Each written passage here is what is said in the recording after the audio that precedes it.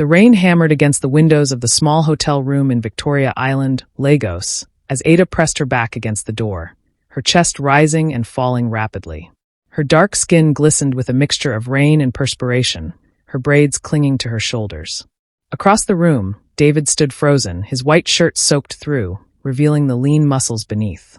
His Korean features were twisted with an emotion she'd never seen before, raw, desperate longing.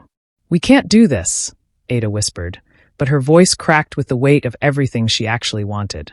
"Your family, my family. David, we come from completely different worlds." He took a step toward her, his dark eyes never leaving hers. "I don't care about different worlds, Ada. I've spent 6 months trying to fight this. 6 months of pretending I don't think about you every second of every day." His accent, that beautiful blend of Korean precision and Nigerian warmth he'd picked up, made her knees weak. "Tell me you don't feel this too. Tell me, and I'll walk away right now."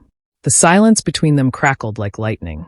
Ada's hands trembled as she reached up and touched her lips, remembering.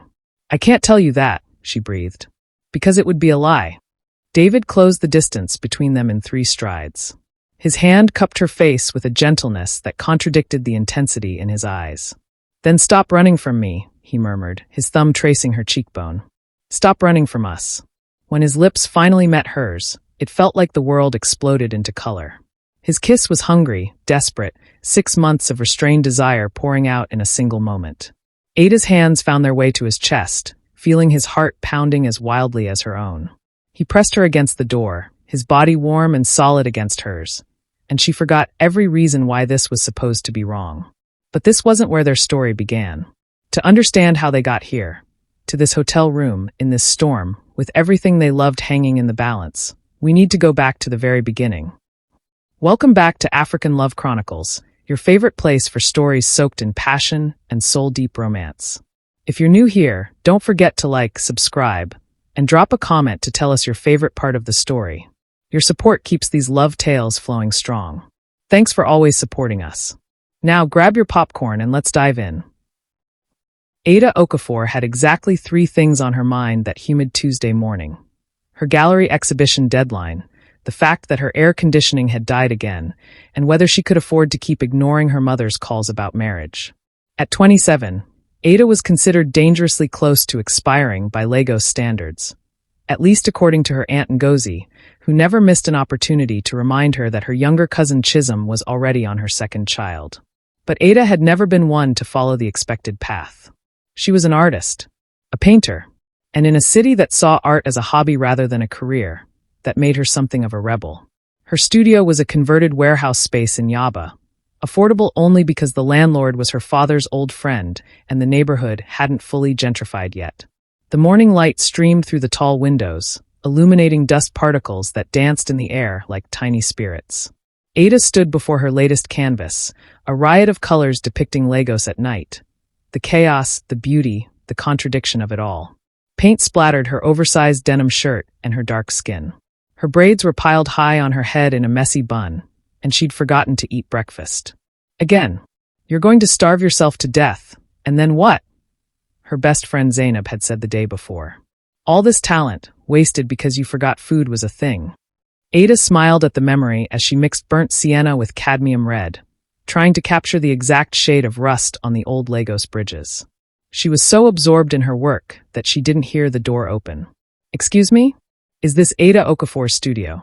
The voice made her jump, and her brush flew from her hand, spattering red paint across the floor. She spun around, ready to unleash her frustration on whoever had interrupted her flow. And then she stopped. The man standing in her doorway was unlike anyone she'd ever seen in her studio before.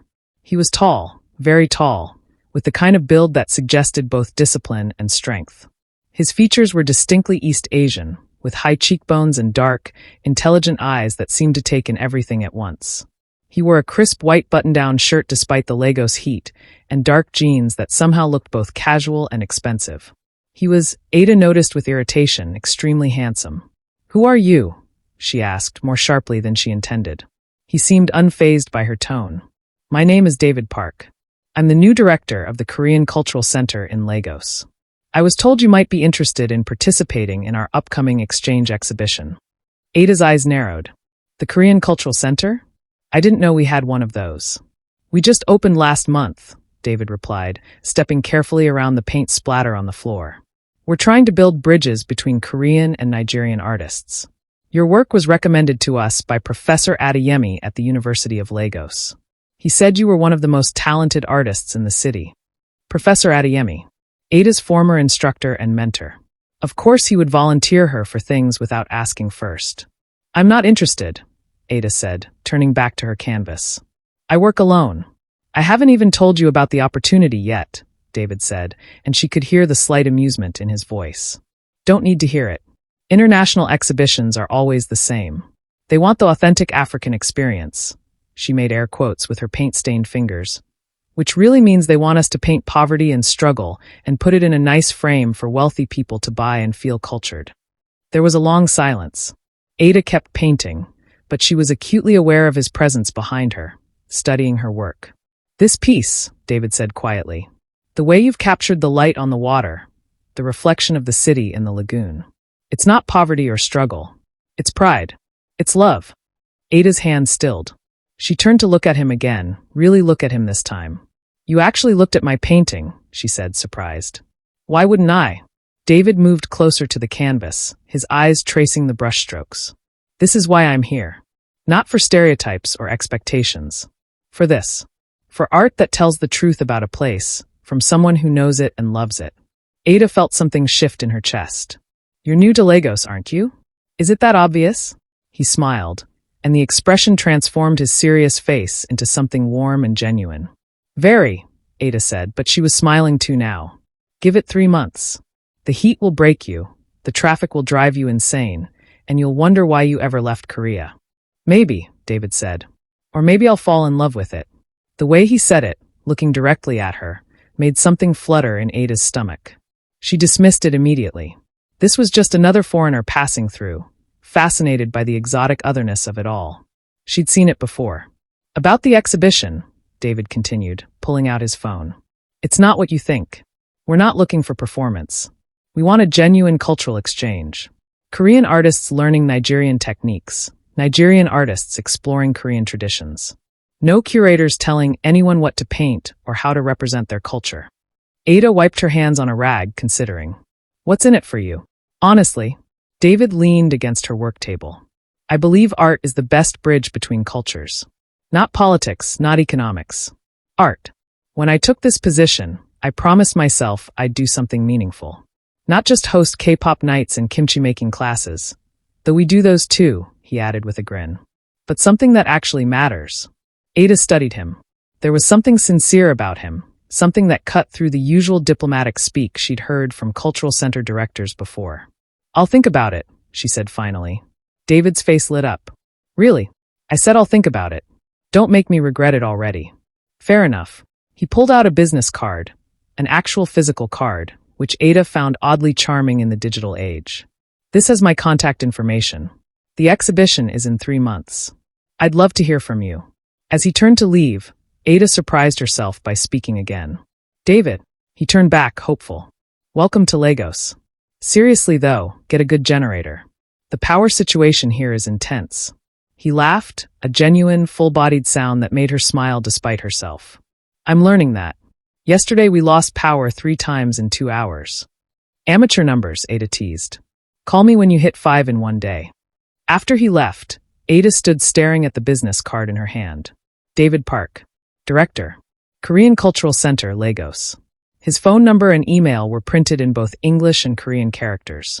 She told herself she was interested in the exhibition opportunity. Just the exhibition. She told herself the way her heart had sped up when he smiled was just surprise at his genuine interest in her work.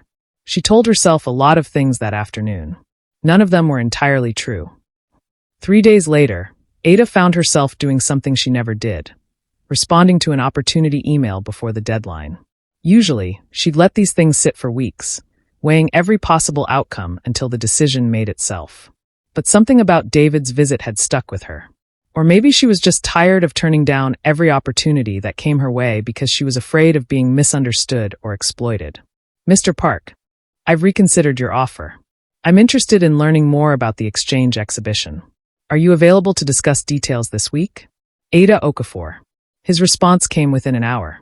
Ada, please call me David. Mr. Park makes me feel like I'm at a board meeting. I'm free tomorrow afternoon. There's a cafe in Ikoyi, Magnolia, that makes surprisingly good Korean coffee. My treat, to thank you for giving this a chance. David. And that was how Ada found herself the next day sitting across from David Park in a tiny cafe she'd walked past 100 times but never entered, learning that Nigerian-Korean fusion was absolutely a thing and that she'd been missing out. So you moved here permanently? Ada asked, sipping something David had called dalgona coffee, which was essentially whipped coffee over milk and tasted like heaven. For at least 3 years, David confirmed. That's my contract with the cultural center. But honestly, I didn't want to leave Korea just to count down the days until I could go back. If I'm going to be here, I want to really be here. That's refreshingly honest, Ada said. Most expatriates I've met treat Lagos like a hardship post they have to endure. David's expression turned serious. I grew up as a Korean kid in a very Korean household with very specific expectations. I know what it feels like when people don't really see you, when they only see what they expect or want to see. I don't want to do that to anyone else. Ada felt that shift in her chest again, that sense of recognition. What were the expectations? If you don't mind me asking. Medical school, David said with a wry smile. My parents wanted me to be a doctor like my father and his father before him. Instead, I studied art history and international relations and broke their hearts by taking a job that moves me to different countries every few years. Rebellion through cultural exchange, Ada mused. I like it. What about you? David asked. What did your family expect? Ada laughed, but there was an edge to it. Marriage, children, respectability. Basically everything I haven't delivered. I'm the family disappointment. My younger brother is a banker with a wife and 2 kids. Perfect Nigerian success story. And I'm still painting in a warehouse, single, and apparently running out of time to fix my life. Do you feel like your life needs fixing? The question was so simple, so direct, that it caught Ada off guard. She opened her mouth to give her usual defensive answer, but something about David's open, curious expression made her pause. No, she said finally. I don't. But sometimes I wonder if I'm being brave or just stubborn. Can it be both? David asked. Ada smiled. I like the way you think. They talked for 3 hours. The exhibition details only took about 20 minutes. David wanted 4 artists from each country, a month-long residency where they'd work together, culminating in a joint show. Everything else was just conversation. Ada learned that David spoke 4 languages, had lived in 6 countries, and had a younger sister back in Seoul who was also disappointing their parents by becoming a contemporary dancer. She learned that he missed Korean food desperately, but was determined to learn to love Nigerian cuisine, even though the spice levels were trying to murder him slowly. David learned that Ada had won a national art competition at 19, had turned down a scholarship to study in Paris because her father had gotten sick and she couldn't leave, and that she'd never actually been outside Nigeria despite dreaming about it since childhood. He learned that she took her coffee with too much sugar, that she talked with her hands when she got excited, and that she had strong opinions about everything from Lagos traffic to the best Nollywood movies. We should do this again, David said as they finally left the cafe, both surprised by how late it had gotten. Talk, about the exhibition. And other things. Other things. Ada raised an eyebrow, teasing. Art. Culture. Whether jollof rice really is better than bibimbap. It is, Ada interrupted firmly. We'll see, David grinned. I'm willing to be convinced. As Ada rode the bus home that evening, watching Lagos rush by through the window, she realized she couldn't remember the last time she'd enjoyed someone's company that much. David was easy to talk to, genuinely interested in what she had to say, and didn't seem to want anything from her except her honest thoughts. It was refreshing. It was dangerous. Because Ada knew herself well enough to know that she had a habit of caring too much, too fast, for people who wouldn't stay. And David Park, with his 3-year contract and his life scattered across continents, was definitely someone who wouldn't stay. Over the next month, Ada and David fell into an unexpected rhythm. It started professionally enough. David would visit her studio to discuss exhibition logistics, and somehow those meetings would stretch from 30 minutes to 3 hours. They'd talk about artistic vision and cultural representation, but also about their families, their fears, their dreams. Then the meetings moved outside the studio. David would text her about a new restaurant he'd found, or Ada would invite him to an art show opening. And before either of them quite realized it, they were spending time together almost every other day. You know people are going to talk, Zainab warned Ada over lunch one Saturday. Zainab had been Ada's best friend since secondary school and had never been shy about speaking her mind. Talk about what? Ada asked innocently, though she knew exactly what Zainab meant. About you and that Korean guy. David. Zainab leveled her with a knowing look. Ada, I've known you for 15 years. You're falling for him. I am not falling for him, Ada protested. We're friends. Colleagues. He's helping me with my career. Mom. Zainab was not convinced. And that's why you spent 2 hours picking out an outfit before meeting him last week? For your career? Ada felt her face heat. I always care about how I look. You wore paint-stained overalls to your own gallery opening last year, Zainab pointed out. Don't play with me. You like him. Ada set down her fork. Okay, fine. Maybe I do. A little. But it doesn't matter. Why doesn't it matter? Because he's leaving in 3 years. Because his family is in Korea and mine is here. Because... Ada trailed off, struggling to articulate the fear that kept her up at night. Because I've spent my whole life being too much or not enough for people. Too passionate, too opinionated, not traditional enough, not successful enough in the right ways. And David he's perfect. He's brilliant and kind and cultured, and he's going to realize I'm just a girl from Suralere who paints in a warehouse. Zainab reached across the table and grabbed Ada's hand. Ada Okafor, you listen to me. You are extraordinary. Your art is extraordinary. And if David can't see that, then he's not as smart as you think he is. But from what you've told me, he sees it just fine. Ada squeezed her friend's hand, grateful. I'm scared, Zainab. I know, babe. But maybe it's okay to be scared and take the chance anyway. That night, Ada lay in bed staring at her phone. David had sent her a message an hour ago. Asterisk can't sleep. Too hot. How do you survive this weather? Asterisk. She typed and deleted 3 responses before finally settling on. You get used to it. Or you don't sleep. Those are your options. His response was immediate, currently choosing option 2. Want to join me in insomnia? There's this late-night suya spot I've been wanting to try. Ada should have said no. It was past 11, she had work in the morning, and she was trying to maintain professional boundaries that got blurrier every day. Instead, she typed, send me the address. I'll meet you there in 20 minutes. The suya spot was in Acacia, an open-air joint with plastic chairs and smoke from the grills perfuming the air.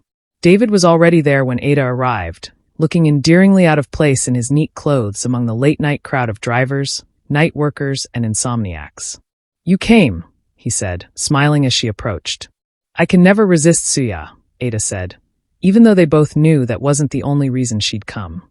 They ordered beef suya for Ada, chicken for David because he was still building up his spice tolerance, and found a table slightly away from the main crowd. Can I tell you something? David asked after they'd been eating in comfortable silence for a few minutes. Sure. This is the happiest I've been in years. He said it simply, like he was commenting on the weather, but the weight of the statement hung between them. Moving to Lagos, starting this job, meeting you, it feels like I'm finally living instead of just existing in the right boxes.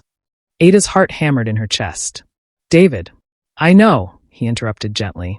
I know we're supposed to be colleagues. Friends. I know this is complicated. But I needed you to know that. That you've made this place feel like home when I expected it to feel like exile. Ada took a deep breath. This was the moment. She could deflect, make a joke, keep things safe and professional. Or she could be brave. You've changed things for me too, she admitted. I've spent so long protecting my work, my heart, building walls around everything I care about. And then you walked into my studio and saw things no one else bothered to see. You made me remember why I fell in love with art in the first place. Why I fell in love with this chaotic, beautiful, frustrating city. David reached across the table and gently took her hand. His palm was warm against hers. Ada, I want to be honest with you about something. Her heart raced. Okay, I'm falling for you, he said quietly. I've tried not to. I've reminded myself about timing and logistics and all the reasons this is complicated. But none of that changes the fact that when I wake up in the morning, my first thought is wondering when I'll see you again. When I see something beautiful, I want to share it with you. When I'm struggling with something, you're the person I want to talk to. Ada felt tears prick at her eyes. This is crazy. We've only known each other for a month. I know. You're going to leave eventually. I know that too. My family will never understand. Neither will mine, David agreed. My parents are already disappointed I'm not a doctor. Dating outside our culture might actually give my mother a heart attack. Despite the gravity of the conversation, Ada laughed. So we're both disasters. The best kind, David said, his thumb tracing circles on the back of her hand. Ada, I'm not asking you to have all the answers right now. I'm just asking if you feel this too. If I'm alone in this, tell me, and we'll go back to just being colleagues. But if you feel even a fraction of what I feel. I do, Ada interrupted, her voice breaking slightly. God help me, David, I do. You terrify me. This terrifies me. But yes, I feel it too. David's face broke into the most brilliant smile she'd ever seen. Yeah. Can I kiss you? He asked, and Ada's heart swelled at the fact that he asked, that even in this moment of intense emotion, he wanted her explicit consent. Yes, she whispered. He leaned across the rickety plastic table, and when their lips met, it was soft and sweet and tasted like suya spice and possibility. It was nothing like the desperate kiss in the hotel room that would come months later. This was gentle, exploratory, full of promise rather than pain. When they pulled apart, both slightly breathless, Ada saw that they'd attracted attention from other late-night diners. An older woman at the next table grinned at them and gave a thumbs up. We have an audience, Ada murmured, embarrassed but also giddy. Let them watch, David said. Let the whole city watch. I don't care. But they would care, Ada thought. The city would care. Their families would care. The world, in all its complicated, judgmental glory, would care. But right then, under the Lagos night sky, with suya smoke in the air and David's hand in hers, Ada decided that maybe they could figure it out together. The next 2 months were the happiest of Ada's life. She and David were inseparable. They worked together on the exhibition, which gave them an excuse to spend hours in each other's presence. But they also carved out time that had nothing to do with work. Long walks on Bar Beach, movie nights at David's apartment, which had much better air conditioning than hers. Cooking experiments where David tried to teach Ada to make kimchi and Ada tried to teach David to make egusi soup. This is a disaster, David laughed as the soup bubbled over for the 3rd time. How do you make this look so easy? Years of practice, Ada said, trying to save the situation with a wooden spoon. And a grandmother who refused to let me leave the kitchen until I got it right. They told very few people about their relationship. Zainab knew, of course. And David's assistant at the cultural center, a young Nigerian woman named Blessing, had figured it out within a week. You're not as subtle as you think, Blessing told David one day, grinning. The way you light up when she walks in the room? Everyone can see it. But they kept it quiet otherwise. Ada wasn't ready to deal with her family's questions, and David wanted to prove himself at work before adding personal complications to his professional life. They stole moments together. Quick kisses in her studio when they were supposed to be working. His hand finding hers under the table at restaurant. Late-night phone calls that stretched until dawn. One Saturday evening, David surprised Ada by taking her to a rooftop restaurant in a koi she'd never been able to afford. David, this is too much, Ada protested as they were seated at a table with a stunning view of the Lagos skyline at sunset. Nothing is too much for you, he said simply. Besides, I got my first paycheck, and I want to celebrate. With you. Over wine and an obscenely good meal, David told her about his family back in Seoul. My father is a cardiac surgeon. Very respected, very traditional. My mother was a professor of literature before she retired to focus on, quote, supporting my father's career. My sister Jessica rebelled first. She refused to study medicine and became a dancer. I think that made it slightly easier for me to disappoint them too. Do they know about me? Ada asked, even though she suspected she knew the answer. David hesitated. I've mentioned I'm seeing someone. I haven't elaborated on the details yet. You mean you haven't told them I'm Nigerian? I haven't told them you're not Korean, David corrected gently. Ada, my parents are good people. But they're very proud of their culture, their heritage. They believe in preserving traditions. Dating outside our race, it's not something they've ever had to confront before. Ada took a sip of wine, processing. And when you do tell them? There will be resistance, David admitted. Probably a lot of it. But Ada, you need to understand something. I've spent my entire life trying to be what my parents wanted. Good grades, right schools, respectable career path. This is the first time I've chosen what I want regardless of whether it fits their vision. And I'm not giving that up. I'm not giving you up. Ada's eyes stung with tears. What if they make you choose? Then I choose you, David said fiercely. Every time I choose you. He reached into his pocket and pulled out a small wrapped box. Ada's heart leaped. This isn't what you think, David said quickly, seeing her expression. I mean, not yet. Not that I'm not thinking about it, but… He stopped, flustered in the most endearing way. I'm rambling. Here. Ada unwrapped the box to find a delicate silver bracelet with a small charm. Half Korean Taegyuk symbol, half Nigerian flag. I had it made, David explained. Two halves making something whole. That's what I think we are. Ada couldn't speak. She just held out her wrist, and David fastened the bracelet with gentle fingers. I love you, he said softly. I know it's fast, I know it's crazy, but I love you, Ada Okafor. I love you too, Ada whispered. So much it scares me. They kissed across the table, and for a moment, Ada let herself believe that love could be enough. That if they just wanted it badly enough, they could overcome every obstacle. But deep down, a small voice whispered that the real challenges hadn't even begun. The first crack appeared on a Sunday afternoon at Ada's family home in Surulere. Ada had been avoiding bringing David around her family, using work and timing as excuses. But her mother had started making pointed comments about Ada's mysterious new friend, that Aunt Ngozi had seen her with at the market, and Ada knew she couldn't delay forever. Just come for lunch, she'd told David nervously. Meet my parents, my brother Emeka and his family. It'll be fine. It was not fine. Ada's mother, Mrs. Okafor, was a tiny woman with a big personality and even bigger opinions. She took one look at David and her smile froze in place. Mummy, this is David Park, Ada said, trying to keep her voice steady. David, this is my mother. It's an honor to meet you, Ma, David said, giving a small bow, a gesture of respect from his culture that Ada found sweet, but that clearly confused her mother.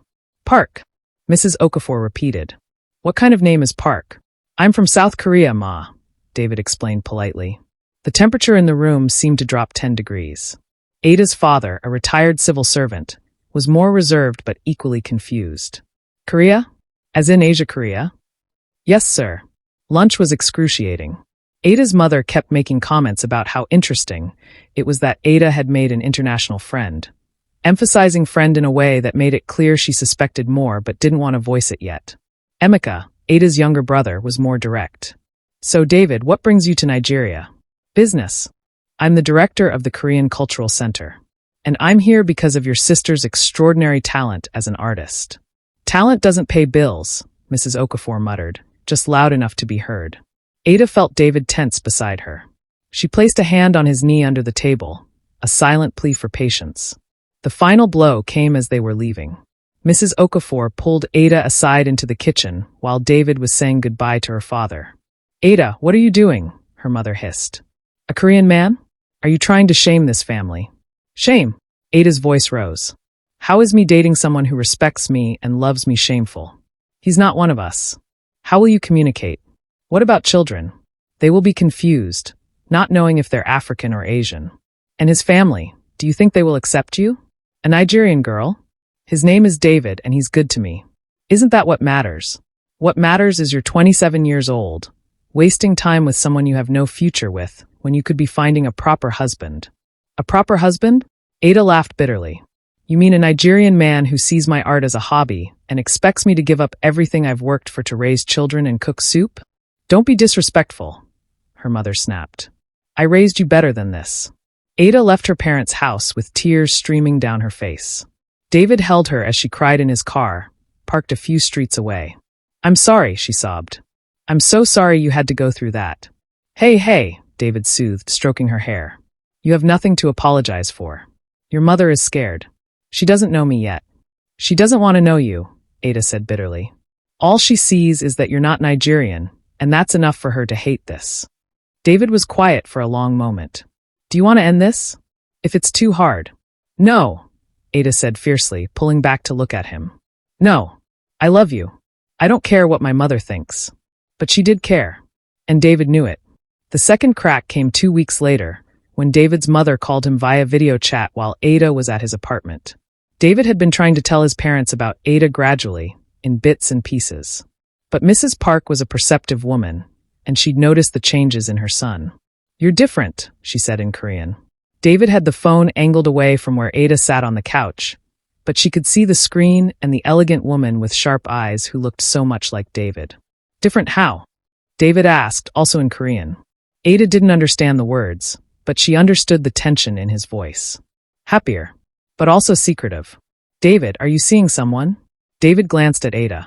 She gave him an encouraging nod. Yes, Yama. Her name is Ada. She's an artist, brilliant and kind, and...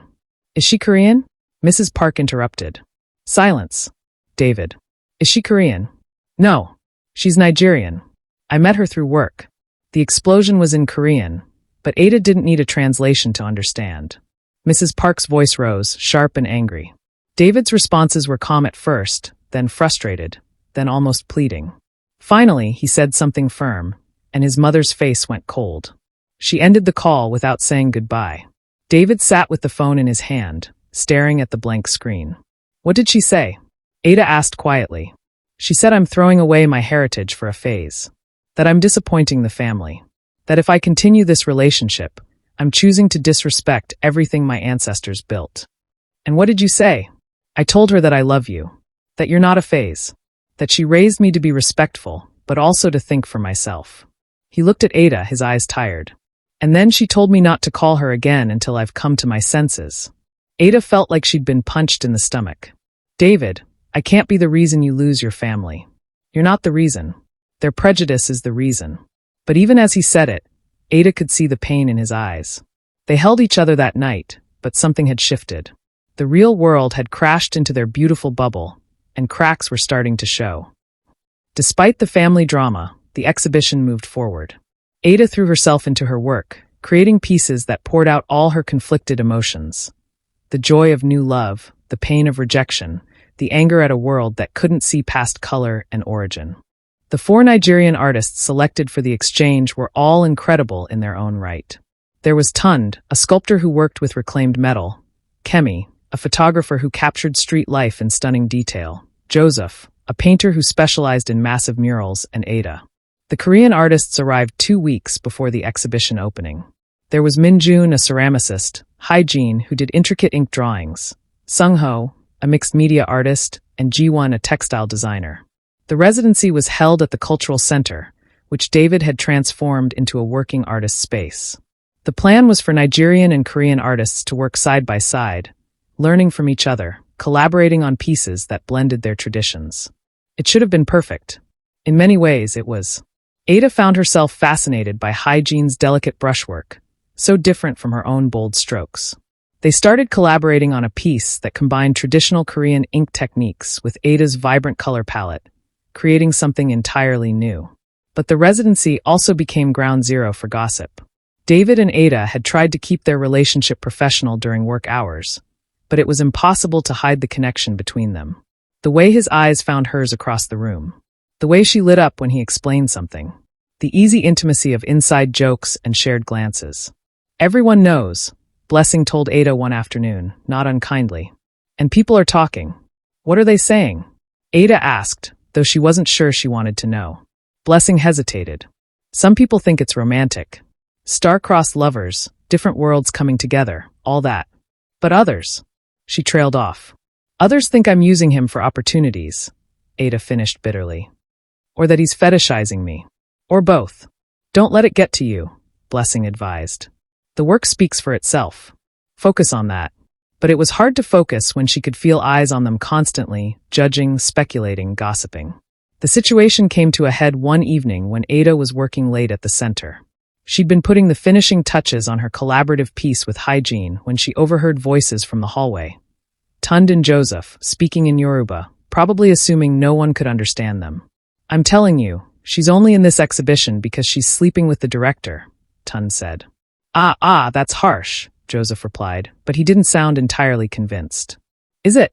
Ada is talented, yes, but there are dozens of artists just as good who weren't selected. You think it's coincidence that David's girlfriend gets the spotlight. Ada's hands clenched on her paintbrush. She wanted to storm out there and defend herself, but she was frozen, humiliated. Maybe he genuinely thinks she's the best, Joseph offered weakly. Or maybe he thinks with something other than his brain, Tund laughed crudely. These foreign men come here, thinking they can have whatever they want, and our women just fall at their feet. Ada couldn't listen anymore. She packed up her things and left through the back exit, tears of rage and shame burning in her eyes. She went straight to David's apartment. He took one look at her face and pulled her inside. What happened? Ada told him everything. By the time she finished, David's jaw was tight with anger. I'm going to talk to them tomorrow. That's completely unacceptable. No, Ada interrupted. That'll only make it worse. It'll look like I need you to fight my battles. Ada, I won't let people disrespect you like that. But don't you see? Ada's voice broke. They're right. Not about me using you, but about the perception. How can anyone take me seriously as an artist when I'm sleeping with the man who selected me? Every opportunity, every success, people will say I didn't earn it. You earned every single thing you have, David said fiercely. Your talent earned it. I selected you before I even knew you, before there was any us. You were recommended by Professor Adeyemi, for God's sake. But no one will believe that now. Ada sank onto his couch, exhausted. Maybe this was a mistake. Maybe we should have kept things professional until after the exhibition. David knelt in front of her, taking her hands. Ada, listen to me. I don't regret us. Not for a second. Yes, the timing is complicated. Yes, people will talk. But I will not let other people's small-mindedness make me ashamed of loving you. I'm not ashamed of loving you, Ada said softly. I'm ashamed that people think I'm not good enough on my own. Then we prove them wrong, David said simply. We let your work speak for itself. And we stop hiding. No more trying to be invisible. We stand together publicly, and we show everyone that this exhibition isn't about us as a couple. It's about art and culture and everything we believe in. Ada wanted to believe him, but doubt had planted itself in her heart, and she wasn't sure how to uproot it. 2 weeks before the exhibition opening, David got a call that changed everything. It was 3 a.m. when his phone rang. Ada was asleep beside him.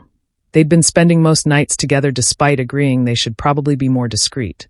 And she woke to the sound of his voice, sharp with fear, speaking rapid Korean. David? She mumbled, sitting up. What's wrong? His face was pale in the dim light from the phone screen. It's my father. He had a heart attack. He's in surgery. Ada's blood went cold. Oh my God. Is he? They don't know yet. David's voice was hollow. My mother is at the hospital. Jessica is flying in from Busan. I need to. He looked around the room as if he'd forgotten where he was. I need to go home. Of course, Ada said immediately, already reaching for his laptop. Let me help you book a flight.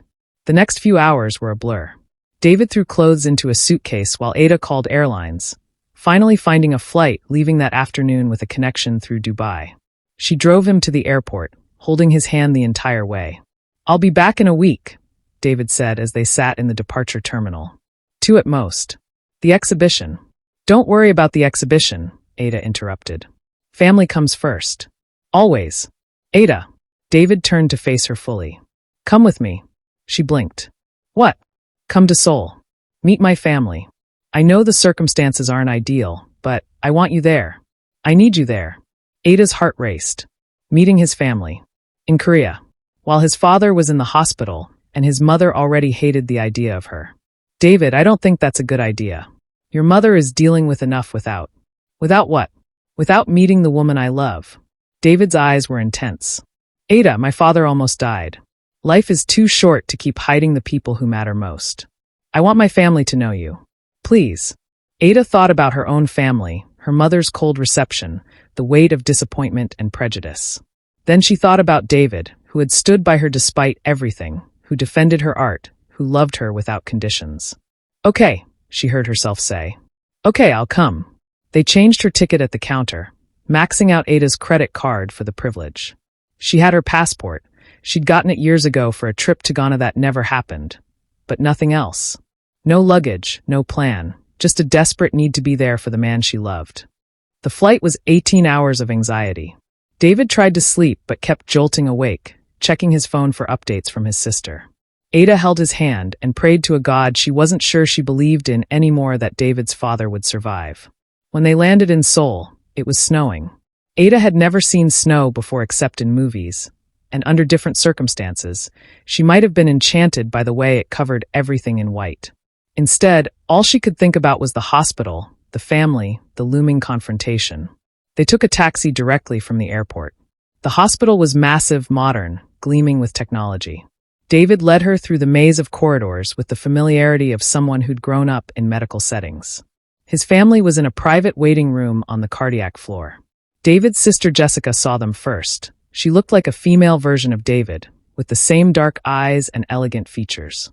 "Appa," she breathed, and then she was in David's arms crying. They spoke in Korean, too fast for Ada to catch even if she'd understood the language. Then David's mother emerged from an adjoining room. Mrs. Park was smaller than Ada had imagined from the video call, but her presence was formidable. She wore an expensive-looking coat, and her silver-streaked hair was pulled back in an elegant bun. Her eyes were red from crying. And when she saw Ada, those eyes went cold. "Yama," David started, "this is Ada." "Ada, this is my mother, Mrs. Park, and my sister Jessica." Ada bowed, the way David had taught her during the flight. "I'm so sorry about your father," she said in English. "I'm praying for his recovery." Mrs. Park said something in Korean, sharp and dismissive. David's jaw tightened. "She says this isn't the time for introductions," Jessica translated quietly, her English accented but clear. "She wants to know why you brought her here." "Because Ada is important to me," David said in English, clearly for Ada's benefit. "Because I needed her here. And because it's time this family stopped pretending I'm going to live the life you planned for me." "Your father is dying," Mrs. Park said in heavily accented English, each word precise. "And you bring this girl to disrespect us?" "My father is in surgery," David corrected, his voice steady despite the pain in his eyes. "And when he wakes up, I want him to meet the woman I love. The woman who dropped everything to fly halfway around the world with me, because she knows what family means." Mrs. Park laughed, a bitter sound. "You know nothing of family. Family is sacrifice. Family is honor. Family is not this embarrassment you bring to us." Ada felt like she'd been slapped. She'd expected resistance, but the naked contempt in Mrs. Park's voice was worse than anything she'd imagined. "Mrs. Park," Ada said quietly, finding her voice. "I understand this is difficult.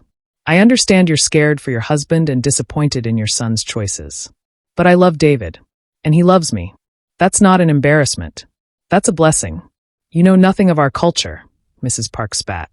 "You know nothing of what you're asking him to give up."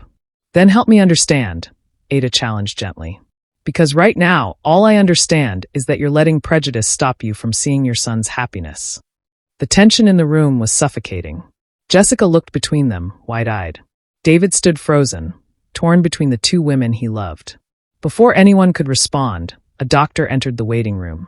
He spoke in Korean, and Ada watched David's face transform from anger to relief to tears. "He made it," David translated, his voice breaking. "The surgery was successful. He's stable." Mrs. Park let out a sob and sank into a chair. Jessica held her while she cried. And David turned to Ada and buried his face in her shoulder, his whole body shaking with relief. "Thank God," Ada whispered, holding him tight. "Thank God." But even in that moment of grace, she could feel Mrs. Park's eyes on them, cold and unforgiving. The war was far from over. David's father regained consciousness the next morning. The doctors said he would need weeks of recovery, possibly surgery to insert a pacemaker, but he would live. David spent every moment at the hospital. Ada tried to stay out of the way, sitting in the corner of the waiting room with a sketchbook she'd bought from a convenience store, drawing to keep her hands busy while her mind raced. Jessica was kind to her, bringing her coffee and attempting small talk despite the language barrier and the awkwardness of the situation. Ada learned that Jessica was 23, that she'd defied their parents to pursue dance, and that she'd been the first person David had come out to about Ada. "He talks about you all the time," Jessica confided one afternoon while David was in with his father. On the phone in texts. "Ada this, Ada that. I've never heard him talk about anyone like that." "He talks about you too," Ada said warmly. "He's very proud of you." "Our mother doesn't speak to me much anymore," Jessica admitted. "Because of the dance. She says I'm wasting my education. But at least I stayed in Korea. At least I didn't." She trailed off, embarrassed. "Didn't date someone foreign?" Ada finished gently. Jessica nodded, looking miserable. "I don't think that way. I want my brother to be happy. But Iyama and Appa, they're very traditional. They believe in preserving our bloodline, our heritage." "I'm not asking David to give up his heritage," Ada said. "I'm asking to be part of his future. There's a difference." "I know," Jessica said. "But I don't think Iyama sees it that way." That evening, Mrs. Park finally allowed David to bring Ada to meet his father. Mr. Park was propped up in bed, pale but alert, with machines beeping around him. He looked so much like an older version of David that Ada's heart clenched. David spoke to his father in Korean, holding his hand. Ada couldn't understand the words, but she understood the emotion: relief, love, fear of loss. Then Mr. Park's eyes found Ada. He studied her for a long moment before speaking in slow, careful English. "You are Ada?" "Yes, sir." Ada moved closer to the bed. "I'm honored to meet you. I wish it were under better circumstances." "My son." Mr. Park paused, catching his breath. "My son says he loves you." "I love him too, sir. Very much." "You are Nigerian?" "Yes, sir." Mr. Park was quiet for so long that Ada thought he might have fallen asleep. Then he said, "I am old. Old ideas, old ways. But lying here, almost dying, I think maybe old ways are not always right ways." Ada felt tears spring to her eyes. "David is good son," Mr. Park continued. "Smart. Kind. He make his own choice. If he choose you." He looked at his son, then back at Ada. "Then maybe you are good choice." Mrs. Park, who had been standing rigidly in the corner, made a sound of protest. Mr. Park said something sharp in Korean that made her go silent, though her expression remained furious. "Thank you," Ada whispered. "Thank you for giving me a chance." Mr. Park managed a weak smile. "You make him happy. I see it. That is what father wants. Happy son." Later, after they'd left the hospital and were walking through the snowy Seoul streets toward David's family home, David was quiet. "Your father is a good man," Ada said finally. "He is," David agreed. "And he almost died without knowing about the most important person in my life. I can't." His voice cracked. "I can't live like that anymore, Ada. Hiding pieces of myself to make other people comfortable. Life is too short." They stopped walking. Snow fell around them, muffling the sounds of the city. "What are you saying?" Ada asked, though she thought she knew. "I'm saying I want to marry you," David said. "Not now, not tomorrow. But someday. I want to build a life with you, wherever that life takes us. I want you to be my family." Ada's heart soared and plummeted at the same time. "David, your mother, will either accept it or she won't," David said firmly. "I love her. I respect her. But I won't let her fear control my life anymore. Ada, I'm choosing you. I will always choose you." Ada kissed him there in the snow, in the heart of Seoul, with his family's apartment building looming nearby and uncertainty hanging over everything. She kissed him because she loved him, because he was brave and stubborn and willing to fight for them. But deep down, she wondered if love would be enough. They stayed in Seoul for 10 days. David divided his time between the hospital, helping his mother manage his father's care, and showing Ada around the city. Seoul was beautiful and overwhelming. Ada had never experienced anything like it. The technology, the efficiency, the way ancient temples stood beside modern skyscrapers. David took her to markets and museums, introduced her to Korean food beyond what she'd tried in Lagos. But everywhere they went, Ada felt the stares. She was one of very few black people she saw in Seoul, and people looked. Some with curiosity, some with hostility, some with that blank incomprehension of someone seeing something completely outside their experience. "You get used to it," David said, noticing her discomfort. "Do you?" Ada asked. "When you're in Lagos, do people stare at you?" "Sometimes," David admitted. "But it's different. Lagos is cosmopolitan, diverse.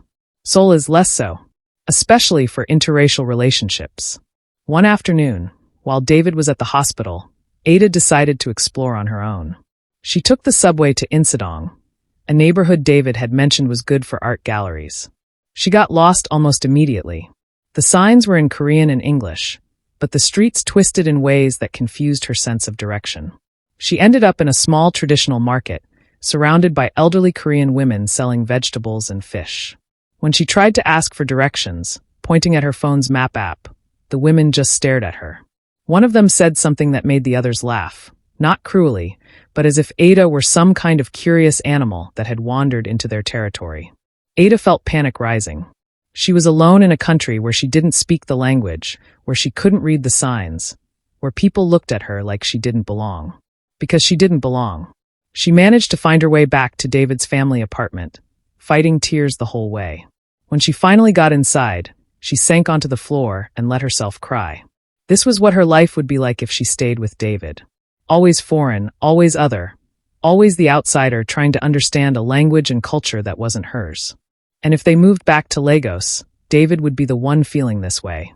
There was no solution that didn't require one of them to sacrifice their home. When David came back that evening, he found her sitting by the window, still in her coat, staring out at the Seoul skyline. "Ada, what's wrong?"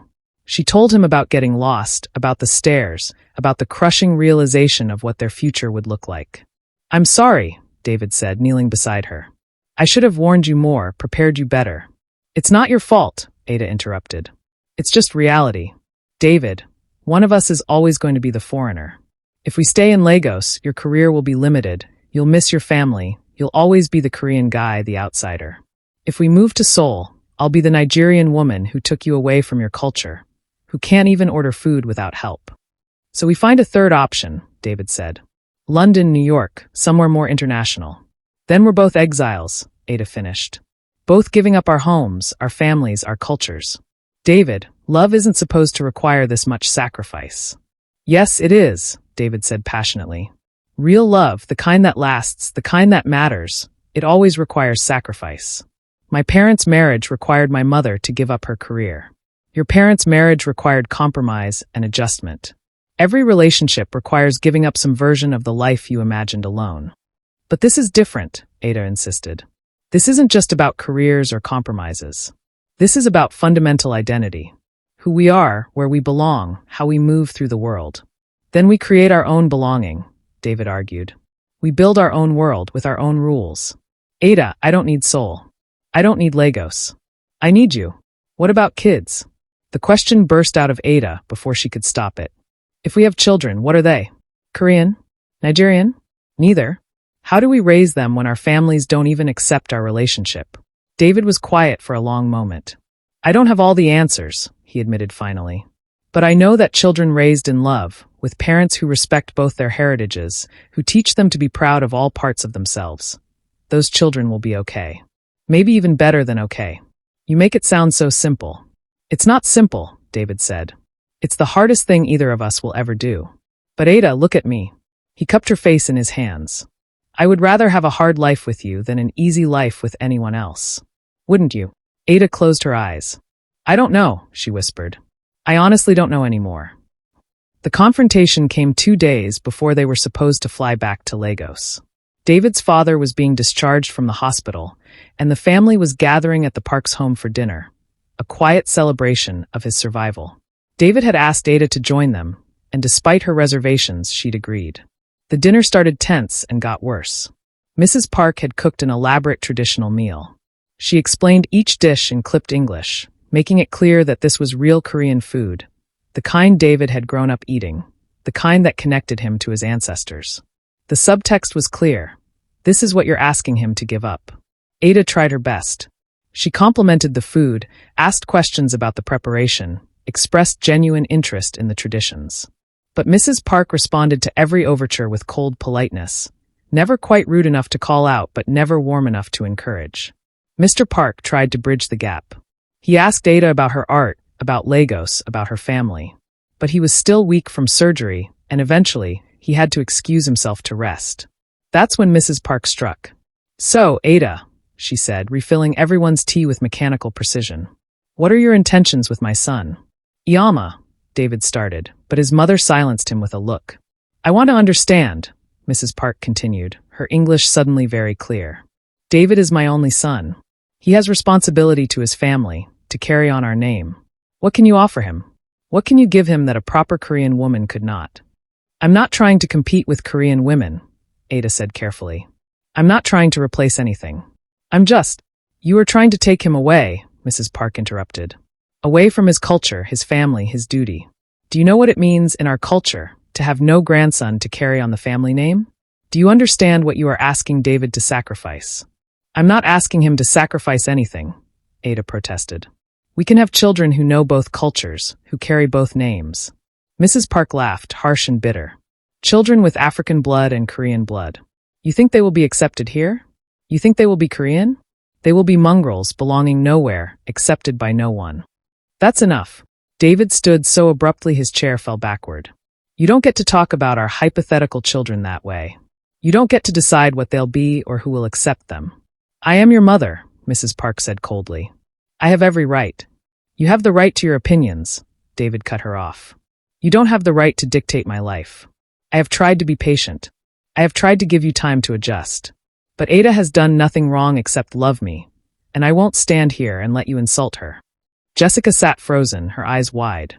Ada wanted to disappear, to sink through the floor and never exist again. If you continue this relationship, Mrs. Park said, her voice deadly quiet, you are no longer part of this family. The words hung in the air like a death sentence. You don't mean that, David said, but his voice wavered. I mean it absolutely. Mrs. Park's face was like stone. Choose. Your family, your heritage, your duty. Or her. Yama, please. Jessica tried to intervene, but Mrs. Park ignored her.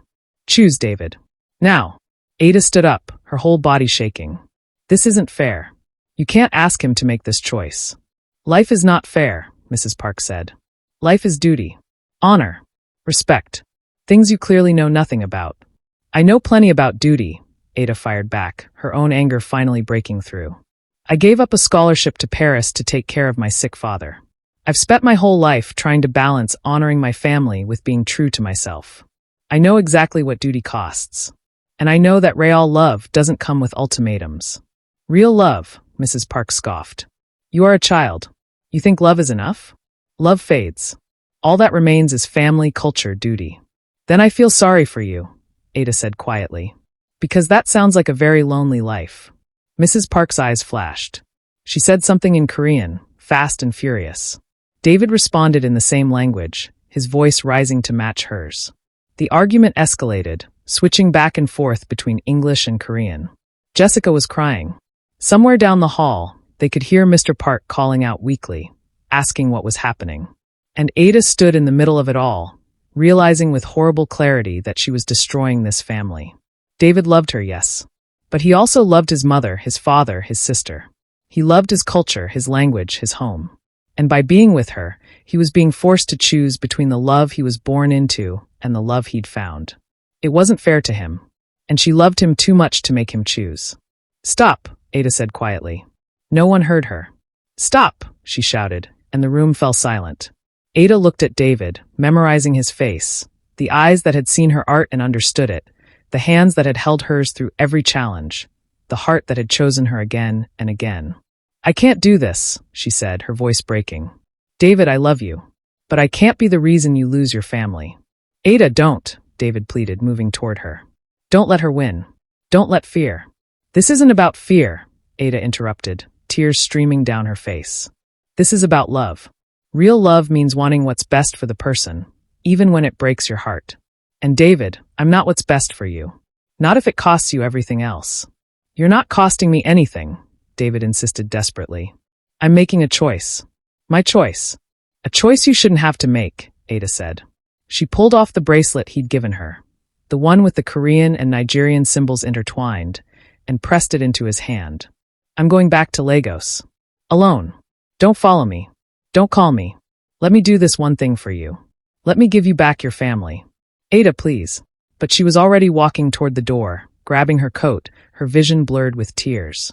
She heard David calling after her, heard Jessica crying, heard Mrs. Park saying something sharp in Korean. She made it outside into the snow before David caught her. I won't let you do this, he said, gripping her shoulders. I won't let you sacrifice yourself like some kind of martyr. Then you're asking me to watch you lose everything, Ada sobbed. Your family, your culture, your home. For what? For me? David, I'm not worth that. No one is worth that. You are, David said fiercely. You are worth everything. Ada, I don't care if my mother disowns me. I don't care if I never set foot in this house again. I love you. And I love you, Ada whispered. That's why I'm letting you go. She pulled away from him and ran. She ran through the snow-covered streets of Seoul, her tears freezing on her cheeks. She didn't know where she was going. She just knew she couldn't look back, because if she looked back, she'd lose her resolve. Behind her, she heard David calling her name. But she didn't stop. She couldn't. Because loving someone meant knowing when to fight and when to walk away. And this was a fight neither of them could win. Ada made it back to Lagos 2 days later, having changed her flight and maxed out another credit card. She moved through the airport like a ghost, not really seeing anything, just putting one foot in front of the other. Zainab picked her up, took one look at her face, and didn't ask questions. She just drove Ada to her apartment and held her while she cried. He called me 17 times, Ada said, staring at her silenced phone. 17. I couldn't answer. If I hear his voice, I'll break. Maybe you should break, Zainab said gently. Maybe breaking is what you need. I can't.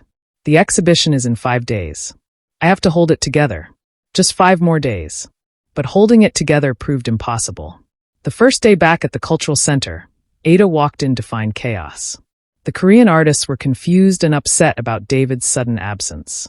Blessing was trying to manage everything, but she was in over her head. And Tun took Ada aside to ask if it was true that she and David had broken up. How do you know about that? Ada demanded. Everyone knows, Tun said, not unkindly. The question is what happens now. David is supposed to give the opening speech. You two have that joint piece. The whole exhibition was built around this idea of Korean-Nigerian collaboration. We'll figure it out, Ada said numbly. We have to. That night, David finally broke through. He sent a video message that autoplayed when Ada accidentally opened her WhatsApp. His face filled her screen, and Ada's heart shattered all over again. Ada, he said, and his voice was raw erect. Please listen to this. Please. I've been trying to respect your wishes, but I can't do this. I can't just accept that we're over. You say you're doing this for me, but did you ask what I want? Did you ask if I'm okay with you making this sacrifice? He paused, running a hand through his hair. He looked exhausted, older somehow. My mother is wrong. She's wrong about you, wrong about us, wrong about what makes a family. My father tried to talk to her, but she's stubborn. She thinks if she just holds firm, I'll come to my senses and find a nice Korean girl and pretend this never happened. But Ada, I can't pretend. I won't. His eyes were glassy with unshed tears. I'm coming back to Lagos in 2 days. For the exhibition, officially. But really because I need to see you. I need to look you in the eye and hear you tell me you don't love me anymore. Because I don't believe you stopped. I don't believe love just disappears because the situation is hard. And if you really want me to leave you alone, if you really want this to be over, you have to tell me. Face to face. Can you do that for me? Can you give me that much? The video ended. Ada played it 3 more times before Zainab gently took her phone away. You have to talk to him, Zainab said. I know, Ada whispered. I'm just afraid that if I see him, I won't be strong enough to let him go. Maybe you're not supposed to be strong enough, Zainab suggested. Maybe some things aren't meant to be let go of. The night before the exhibition opening, Ada was at the center until midnight, putting final touches on everything. The joint piece she'd created with hygiene was beautiful. A massive canvas that blended traditional Korean ink landscapes with bold Nigerian-inspired colors and patterns. It told a story of 2 cultures meeting, not erasing each other, but creating something new. Looking at it hurt, because it represented everything she and David had tried to build together. She was so absorbed in the artwork that she didn't hear footsteps behind her. It's beautiful, David's voice said softly, and Ada's whole body went rigid. Just like you. She turned slowly. He stood there in the studio doorway, backlit by the hallway lights. He looked exhausted, wearing jeans and a rumpled shirt, his hair messy. He'd probably come straight from the airport. You're early, Ada said, her voice barely a whisper. I couldn't wait. David stepped into the room, but didn't come closer, as if sensing she needed space. Ada, we need to talk. Really talk. Not run away, not make noble sacrifices. Just talk. I don't know what there is to say. Ada wrapped her arms around herself. The situation hasn't changed. Your mother still hates me. My mother is barely speaking to me. We're still from different worlds. So we build a new world, David said. Ada, I've spent the last week thinking about nothing but this. About us. About what I'm willing to sacrifice and what I'm not. And here's what I've realized. I'm not willing to sacrifice you. I'm not willing to spend the rest of my life wondering what if. I'm not willing to be the kind of man who lets other people's fears dictate his choices. But your family will adjust or they won't, David interrupted. My father is trying. He told my mother that he almost died without really knowing his son, and he doesn't want to die estranged from me over a prejudice. Jessica is on our side. My mother, she needs time. Maybe a lot of time. But Ada, I can't put my life on hold hoping she'll change her mind. And what about me? Ada asked, her voice rising. What about my life? David, being with you means I'll spend every day wondering if people think I'm only successful because of you. It means constantly having to prove myself, constantly being the outsider in your world or making you the outsider in mine. It means It means we'll have a love worth fighting for, David cut her off. He finally closed the distance between them, taking her hands in his. Ada, you're right. This is hard. It will always be hard. People will judge us. Our families may never fully accept us. We'll have to work twice as hard to make people take us seriously. I'm not pretending otherwise. He lifted her hands to his lips, kissing her knuckles. But the alternative is spending the rest of my life without you. Wondering what could have been. Settling for someone my mother approves of who will never make my heart race the way you do. Never see the world the way you do. Never challenge me and inspire me and make me want to be better. Is that what you want? To play it safe and spend the rest of your life wondering what if? Ada's tears were flowing freely now. I'm scared, David. I'm so scared that we'll fight for this, and it still won't be enough. That we'll lose everything and end up resenting each other. I'm scared too, David admitted. I'm terrified. But Ada, do you know what scares me more? The thought of being 80 years old, lying in a hospital bed like my father, and realizing I let fear stop me from loving the woman who changed my entire life. He pulled her closer, his forehead resting against hers. You asked me once if I was sure. If I really understood what I was signing up for. Ada, I'm sure. I've never been more sure of anything. The question is, are you? Ada looked into his eyes, those dark eyes that had seen her on her best and worst days, that had looked at her art and understood what she was trying to say, that had chosen her again and again despite every obstacle. I love you, she whispered. God, David, I love you so much it terrifies me. Then be terrified with me, he said. Let's be terrified together. But let's not be apart. I can't do apart. These past few days without you have been hell. For me too, Ada admitted. I kept reaching for my phone to text you and then remembering. It felt like missing a limb. David cupped her face in his hands, his thumbs wiping away her tears. No more running. No more noble sacrifices. We face this together, whatever comes. Deal. Deal, Ada breathed. And then he was kissing her, and she was kissing him back, and it felt like coming home after being lost in the wilderness. His hands were in her braids, her fingers clutched at his shirt, and they stumbled backward until she was pressed against the wall, his body warm and solid against hers. I missed you, he murmured against her lips. I missed you so much. I'm sorry, Ada gasped between kisses. I'm sorry I ran. I'm sorry I tried to make the decision for both of us.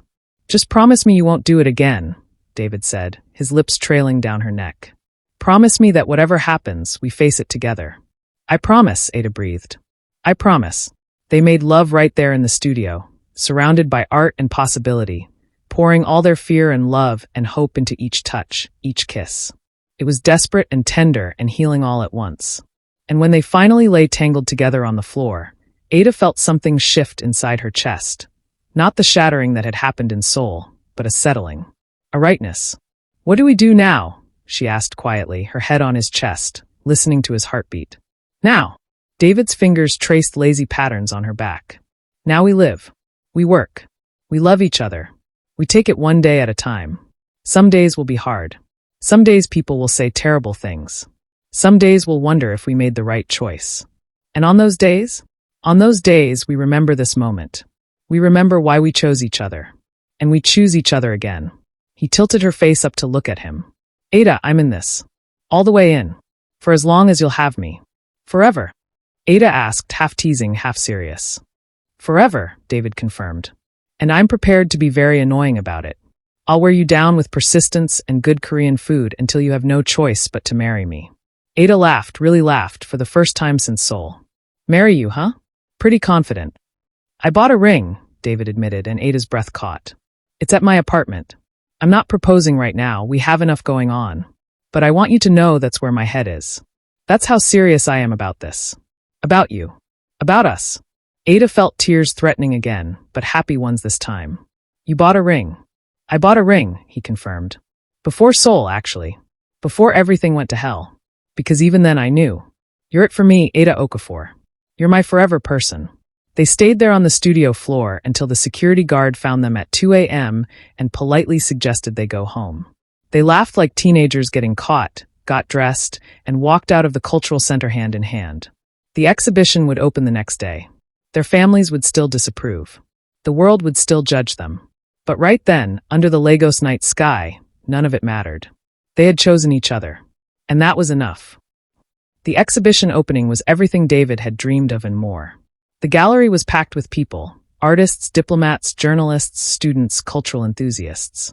The Korean ambassador was there, along with several Nigerian government officials. Professor Adeyemi came with half the University of Lagos art department. Ada's artist friends filled the space with their energy and excitement. What Ada hadn't expected was for her family to show up. She saw them come in, her father in his best agbada, her mother in traditional wrapper and blouse, her brother Emeka with his wife and kids. They looked uncomfortable in the fancy gallery space, out of place among the wine-sipping art crowd. Her mother's eyes found her immediately. Ada froze. "Go talk to them," David murmured in her ear. He'd been by her side all evening, a quiet, steady presence. "I've got the ambassador for a few minutes." "Go." Ada approached her family with her heart in her throat. "Daddy. Mummy. I didn't know you were coming." "Your father insisted," Mrs. Okafor said stiffly. "He said we should see what our daughter has been working on." Mr. Okafor smiled, that gentle smile Ada remembered from her childhood before everything got complicated. "Show us your work, Ada. Show us what you've created." So Ada did. She walked her family through the exhibition, explaining each piece. The collaborative work with hygiene, the solo pieces she'd created exploring themes of identity and belonging, the installations by the other artists. She watched her father's face light up with pride, saw even her mother's expression soften as she took in the scope and beauty of what Ada had helped build. "This piece," Mr. Okafor stopped in front of the large collaborative canvas. "Tell me about this one." "It's called Bridge Between Worlds," Ada explained. "Hygiene and I worked on it together. The Korean ink technique represents tradition, history, the weight of culture. The Nigerian colors represent passion, life, the energy of now. Separately, they're both beautiful. Together, they create something that couldn't exist otherwise." "Like you and that young man," her father said quietly. "David." Ada's breath caught. "Yes. Like us." Mrs. Okafor had been silent, studying the painting. Finally, she spoke. "It is beautiful. I will not lie and say I understand this, Ada. I will not say I am happy about your choices. But," she looked at her daughter, really looked at her, maybe for the first time in years. "I see that you are happy. Truly happy. Not just pretending. And you have created something meaningful."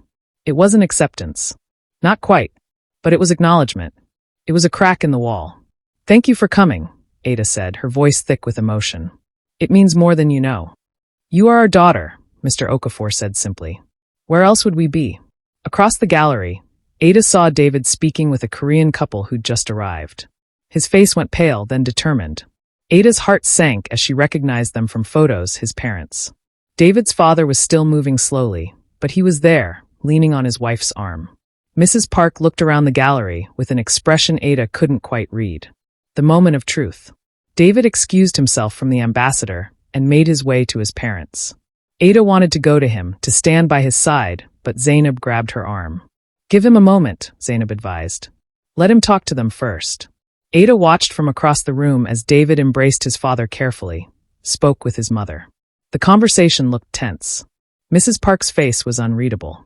David kept gesturing toward the art, trying to explain something. Then David looked across the gallery and caught Ada's eye. He held out his hand. It was an invitation. A choice. "Stand with me." Ada excused herself from her family and crossed the gallery. Every step felt monumental, like walking through water. The crowd seemed to part for her, and she was acutely aware of the eyes watching, waiting to see what would happen. She reached David and took his hand. He squeezed it gratefully. "Iyama appa," David said in English, for Ada's benefit. "I want you to properly meet Ada. Not in crisis, not in anger. Really meet her." Ada bowed respectfully. "Mr. and Mrs. Park. I'm honored that you came." Mr. Park smiled weakly. "Your exhibition is impressive. David has told us much about your talent. We see now it was not exaggeration." Mrs. Park said nothing. She looked at Ada with those sharp, assessing eyes. The silence stretched uncomfortably. Then Mrs. Park did something unexpected. She reached out and touched the bracelet Ada wore. The one David had given her, the one Ada had tried to return but that David had insisted she keep. "You are wearing the bracelet," Mrs. Park observed. "Yes," Ada said quietly. "David gave it to me. It represents what we hope to build together. 2 cultures, 1 future." "It is naive," Mrs. Park said flatly. "This hope. The world is not kind to people who do not fit into boxes. No, it's not, Ada agreed, surprising the older woman. The world has been unkind to your son and to me since we chose each other. But Mrs. Park, with respect, the world was also unkind to people like me who dared to call ourselves artists, who dared to dream beyond what society said we should be. If I let the world's unkindness stop me, I would never have created anything. I would never have met your son. Mrs. Park's expression flickered. Surprise, maybe respect. Ada couldn't tell. My son loves you, Mrs. Park said finally. This is clear. What is not clear is if you love him enough to endure what comes. This will not get easier, Ada. People will always question, always judge. Your children, if you have children, will face difficulties you cannot imagine. You're right, Ada said. I can't imagine every difficulty. But I can tell you this. I love your son enough to face those difficulties with him. Not for him, not instead of him, but with him. As partners. As equals. For the first time, something in Mrs. Park's expression softened. Just a fraction, but Ada saw it. You have courage, Mrs. Park said. Foolish courage, perhaps. But courage nonetheless. She turned to her son. David, your father needs to sit. Show us more of this exhibition you believe in so strongly. It wasn't approval. It wasn't even quite acceptance. But it was presence. It was effort. It was a beginning. As they walked through the gallery, David's parents on one side, Ada's parents somehow gravitating to the same group, the two families existing in the same space for the first time. Ada felt David's hand tighten around hers. We're going to make it, he whispered. I believe that now. Yeah, Ada whispered back. Yeah, look at them. They're trying. Both our families, in their own way, are trying. It's not perfect. It might never be perfect. But it's a start. The evening continued. David gave his opening speech, thanking the artists, the sponsors, the community. When he mentioned Ada specifically, praising her vision and talent, she saw her mother's posture straighten with pride. When he spoke in Korean, thanking his family for being there despite their reservations, she saw his father nod approvingly. The exhibition was a success by every measure. Critics praised the innovative fusion of styles. Several pieces sold immediately. The Nigerian and Korean ambassadors were photographed together, talking about expanded cultural exchange programs. But for Ada, the real success was at the end of the night, when the crowd had thinned, and she found herself standing between her parents and David's parents, all of them looking at the bridge between worlds painting. It reminds me of our wedding cloth, Mrs. Okafor said unexpectedly. The way different patterns come together to make something greater. In Korea, we have a similar tradition, Mrs. Park said, her voice carefully neutral. The bojagi, patchwork cloths made from different fabrics. Separately ordinary. Together, something precious. The two mothers looked at each other for a long moment. A understanding passed between them.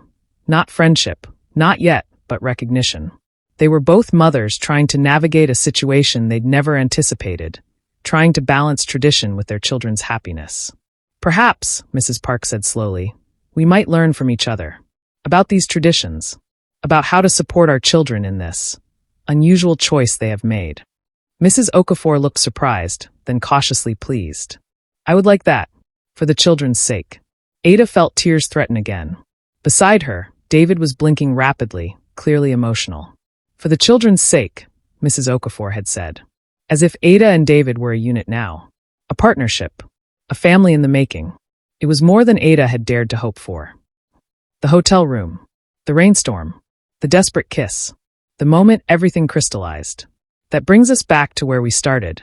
Ada pressed against the door, David confessing that he'd spent 6 months trying to fight his feelings, both of them finally surrendering to what they'd both known from the start.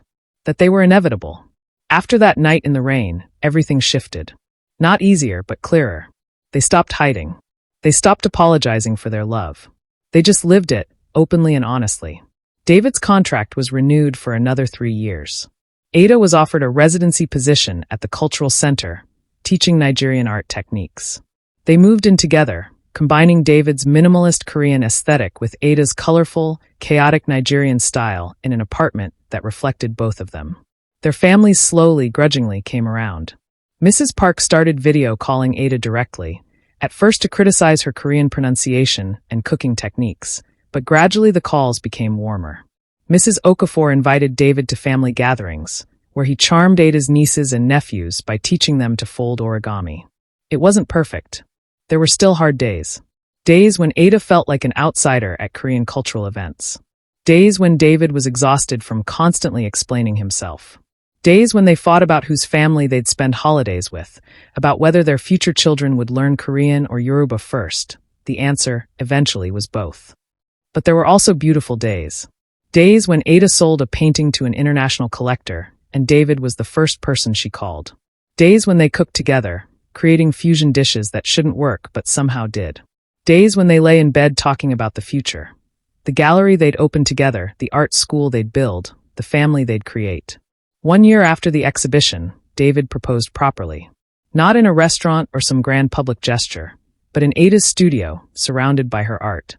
"Ada Okafor," he said, getting down on one knee among the paint cans and canvases, "you've made me believe in impossible things. In love that transcends borders. In families we choose. In building homes wherever we are, as long as we're together. Will you marry me?" The ring was perfect, a sapphire, her favorite color, surrounded by small diamonds, set in a band that had both Korean and Nigerian design elements. "Yes," Ada said, crying and laughing at the same time. "Yes, yes, yes. 1,000 times yes." They got married 6 months later in a ceremony that was both traditional and completely unprecedented. A Korean paebik ceremony in the morning, where they bowed to their families in traditional dress. A Nigerian engagement ceremony in the afternoon, with Ada in stunning asoebi and David gamely attempting to speak Yoruba to her relatives. And finally, a fusion wedding reception where jollof rice and bibimbap shared table space, where traditional Korean drums played alongside Nigerian talking drums, where two families who'd once seemed irreconcilable danced together under Lagos stars.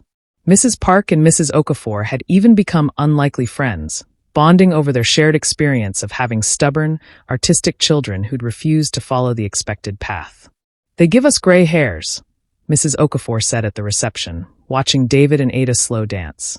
"But they are happy," Mrs. Park replied. "That counts for something." "It counts for everything," Mrs. Okafor agreed. The art gallery was Ada's dream realized, a space in the heart of Lagos dedicated to promoting both established and emerging artists, with a special focus on cultural exchange. The walls were covered with pieces from around the world, but the heart of the gallery was always Nigerian art. David ran the business side while Ada curated. It was a perfect partnership, just like their marriage. Today they were installing a new exhibition, Mixed Blessings, a show featuring artists from multicultural backgrounds, exploring themes of identity, belonging, and heritage. "Appa Appa," a small voice called out, and David turned to catch a 4-year-old girl running toward him. She had David's eyes and Ada's smile, her hair in elaborate braids that Mrs. Okafor had insisted on doing herself. "Slow down, Naomi," David laughed, catching his daughter. "What's the rush? Grandma made chin-chin," Naomi announced, in that way children have of making everything sound like the most exciting news in the world. "And she said I can have some if you say it's okay." "Which grandma?" David asked, because that was always the question now. Both grandmothers had become competitive about who could spoil Naomi more. "Both grandmas." Naomi giggled. "They're cooking together again." David and Ada exchanged glances, smiling.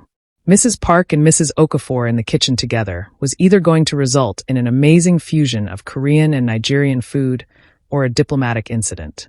There was no in-between. "Go ahead," Ada said, kissing her daughter's forehead. "But only a little. We're having dinner soon." Naomi ran off, and Ada leaned against David, his arm coming around her automatically. They looked around their gallery, at the life they'd built together. "Do you ever regret it?" Ada asked quietly. "The hard parts. The sacrifices." David pulled her closer. "Not for a second. Do you?" "Never," Ada said firmly. "I look at Naomi, at this gallery, at us, and I think about what we would have missed if we'd let fear win. If we'd listened to all the people who said it was impossible. We made our own possible," David said. "That's what you taught me. That sometimes the most important thing we can do is refuse to accept the limitations other people place on us." "Very philosophical, Mr. Park." "I learned from the best, Mrs. Park Okafor." They'd hyphenated both their names and given Naomi both surnames too. Their daughter was Korean-Nigerian, African-Asian, a beautiful blend of two cultures who would grow up speaking 3 languages and feeling at home in both her father's homeland and her mother's. It hadn't been easy. God knows it hadn't been easy. There had been paperwork nightmares, cultural misunderstandings, relatives who still didn't fully approve, strangers who stared, people who asked invasive questions about their daughter's heritage. But there had also been joy. So much joy. The joy of proving everyone wrong. The joy of building something real and lasting. The joy of watching their families come together, slowly learning that love was bigger than tradition, that families could expand rather than divide. From the back room, they heard laughter, Mrs. Park and Mrs. Okafor arguing about the proper way to season something, Naomi giggling as she tried to steal another piece of Chin Zainab, who'd become Naomi's godmother, trying to referee. "Come on," Ada said, taking David's hand. "Let's go before our daughter convinces both grandmas to let her eat only snacks for dinner." "Too late," David laughed. "That child is both of them wrapped around her little finger." "Wonder where she learned that," Ada teased. As they walked toward their family, toward the life they'd fought so hard to build, Ada thought about that rainy night 6 years ago. The night David had stood across a hotel room and told her to stop running. The night she'd finally admitted that some things were worth fighting for. Their love had been unexpected. It had been complicated. It had required them to be braver than they'd ever imagined they could be. But it had been worth it. Every single moment. Every sacrifice, every challenge, every tear, worth it. Because love, real love, wasn't about finding someone who fit perfectly into your existing life. It was about finding someone worth building a new life with. Someone worth fighting for. Someone worth choosing, again and again and again. And Ada would choose David every time. In every lifetime, in every world, in every version of their story. She would always choose him. And he would always choose her. That was their bridge between worlds. That was their impossible love. And it was more than enough. The end. So, what did you think? Did their story touch your heart? Have you ever had to fight for a love that others didn't understand? Share your thoughts in the comments below. And don't forget to subscribe for more stories about love that defies all odds. Because sometimes the most beautiful stories are the ones that refuse to follow the rules. Stay tuned for more stories that will make you believe in the power of love. Until next time, remember, the only impossible love is the one you never fight for. Thanks for watching. Kisses.